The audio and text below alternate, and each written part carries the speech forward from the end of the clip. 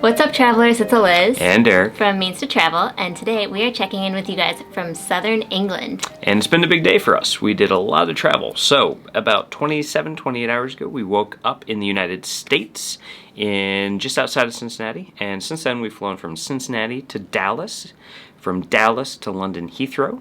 And along the way, we had like a 5-hour layover. So, we got a lot of travel experience in the last little bit. And it was our first travel experience since the beginning of the pandemic. Yep. Back in March, for those who've been following along with us since then.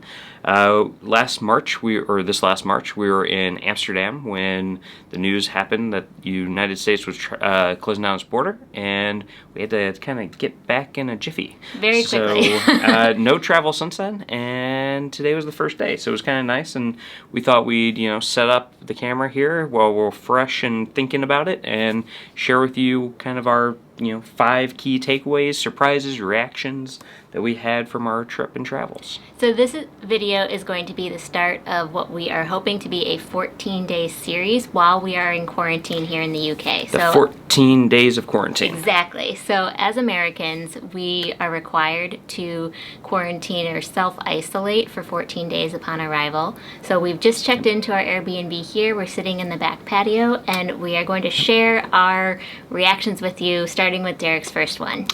Number 1. Don't expect the same flight amenities that you had pre-COVID. So if you used to travel a ton for business, pleasure, what have you, and you haven't done much since March, it's changed a little bit. So Derek used to fly on business all of the time. He actually flew around the world 3.5 times last year. 3.5 times last year. So it's a little bit different. And to caveat this, we were flying first class domestically and business class internationally. We used a lot of miles to just kind of, upgrade our service. We thought that would be smart given social distancing guidelines. But we could social distance on the plane a little bit more. Yeah. So don't expect the same flight services. So what that means is in economy or in business class, don't expect, drink services. In the premium cabin, they were offering domestically water service if you asked for it, but they weren't offering drinks, they weren't offering cocktails or anything fun like that if you're an avid business traveler and that's what you're used to. And I even asked for a water bottle when we first got onto the airplane, and the flight attendant said unfortunately they cannot serve any drinks until we are up in the sky, and that's because people are loading their bags and coming on and off while in the boarding process, so they don't want folks taking off their masks during that time, which Yep. makes sense. Yeah, and that all comes to, just less service overall. So on the shorter flights, they're not serving meals at all, whether it's in business class or first class or economy. Additionally, they are, again, it's about less interaction, right? So they don't want to have their flight attendants at risk just to, walk up and down the aisles constantly. So it's a little bit less service than you're probably used to, but, I found that on a short flight, it was totally acceptable. Yep. Additionally, all the food comes fairly prepackaged. If you're typically an economy traveler, that's probably fairly normal. I will say on the shorter flights, they're not even serving food at all to economy cabins. But, on the long haul flights, it's all going to be kind of in a box, prepackaged, and that's it. And it's the same in business class. So the meals come, you're not gonna get your bread basket, where you get to pick, do you want the rosemary loaf or what have you. It's gonna be, you get a roll, it's in a plastic baggie, and it comes on your tray. It's probably going to be cold. It's probably gonna be cold. You might want to, use a pro tip, like put that under your entree to heat it up a bit. Yeah, so the butter will spread. Yeah. But yeah, no, so, it's just not going to be quite the same. Obviously, there's no hot towels or any of that kind of stuff if that's what you're used to flying, in premium cabins. Which brings us to number 2 on our list. So number 2 is about lounges and layovers, because we did a very long layover in Dallas. We were there for 4 or 5 hours. Yes. It's quite a stretch. Now, we typically, because of different credit card promotions, etc., we like these layovers because we'll typically stay in a lounge, whether that's the Amex Centurion Lounge that they have in Dallas, or an American lounge because we're flying business class, so we get lounge access, or the Admirals Club, or the Delta Club, or what have you. So They're not the same as they used to be, guys. First of all, before you're flying, make sure that you're checking if they're even open. So one of the things that kind of surprised us, and we hadn't realized because we haven't flown since March, was that the Centurion lounges are all closed right now until further notice. So that's not even an option. But now we were flying American, so one of the lounges that was open, of course, was the Admirals Club. Now, the Admirals Club typically doesn't have a ton of food options. It's kind of more like that cold buffet type of style, but there's typically food that you can kind of go graze on and make up a plate. Yep. When we got there, they had pared back the bar, so no more self-service stations. You can't go get yourself a coffee and pour in a bunch of Baileys and make your yummy cocktail like I like to do every time.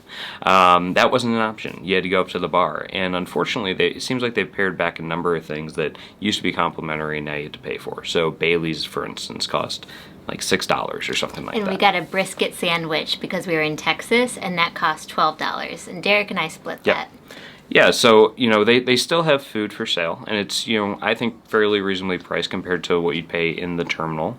We made the decision that we didn't want to leave the, lounge just to go grab food somewhere, because what I will say about the lounges is that, and this was kind of a pleasant surprise, was they did social distancing very well. When you came in, somebody met you, and they took you to a seat, and then they placed cards on the other seats around you so that people couldn't come sit next to you.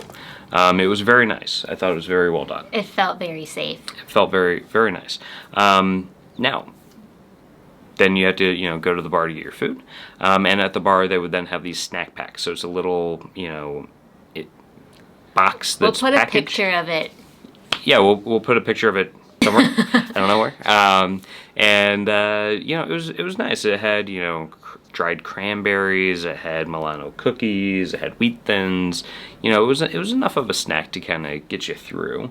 And then, at 3 o'clock, they opened up the macaroni and cheese bar, so you could go get a little cup of mac and cheese with some bacon on top if you wanted that. They also had a mushroom bisque that was, I hear, pretty good as well. Yep.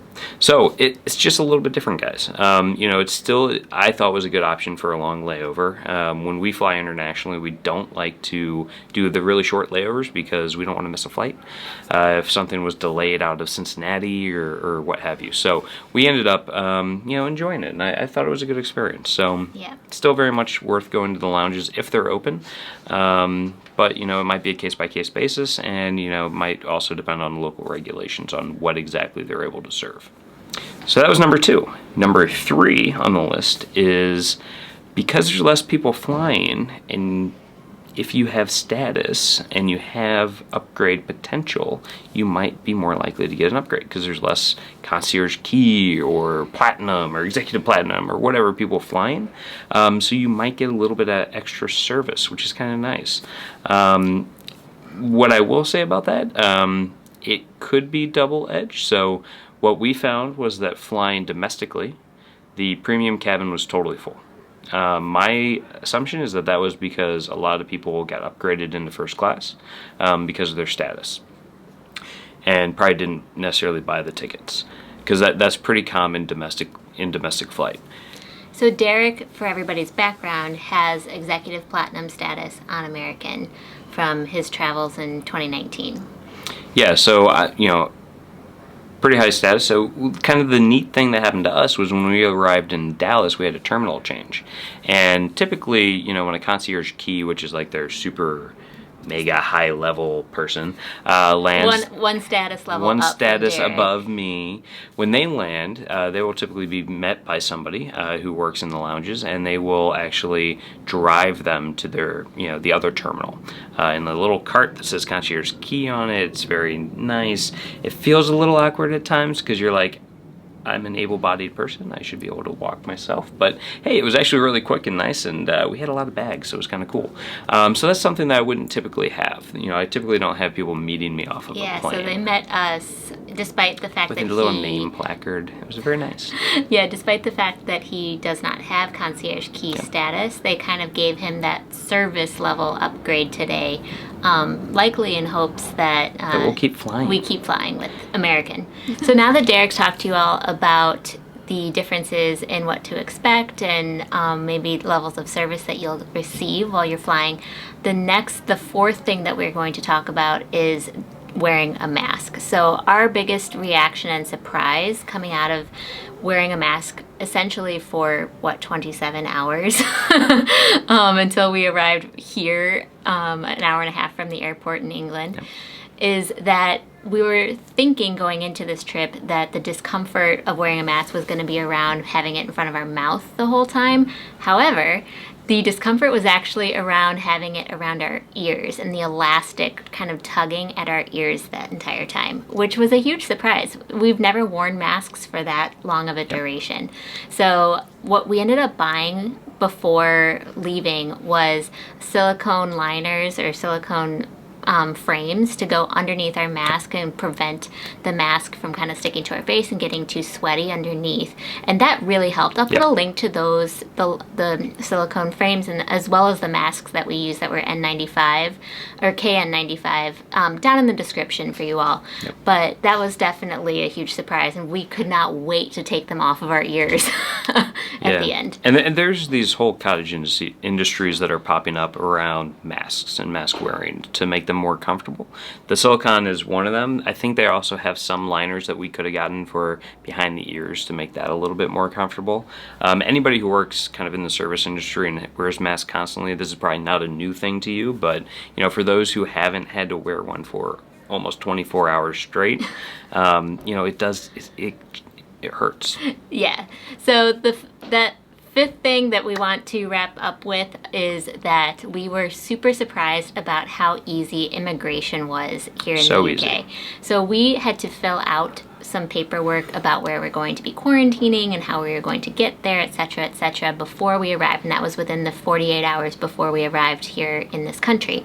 So we did that, about 48 hours ago, and we then arrived here in the UK and did not have to talk to anybody. They have these biometric scanners that, as we were going through customs and everything, they read our pupils and just made sure we were who we were and sent us through. So there was absolutely nobody that was questioning us as Americans for why we're here and what our plans were. They all already have it on record, of course. So that was a surprise to us for sure. We were kind of expecting, given the pandemic, that it was going to be a lot more of an intense process.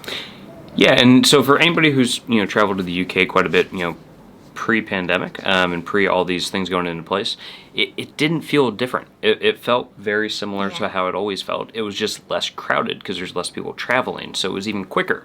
We literally, it kind of felt like global entry in the United States, where we just kind of like walked up, scanned our passport, it read our face, and we walked on through. That was it. We had to take our masks off, of course, when it was reading our face. But we didn't even have one of those entry cards that you used to have to fill out with your name and your information. So we breezed on through, and we're actually early to meeting our driver who took us here. So anyway. And we'll get into that in another video this week on kind of how do you, do quarantine? How do you do all this stuff in the UK? So that'll be coming later this week.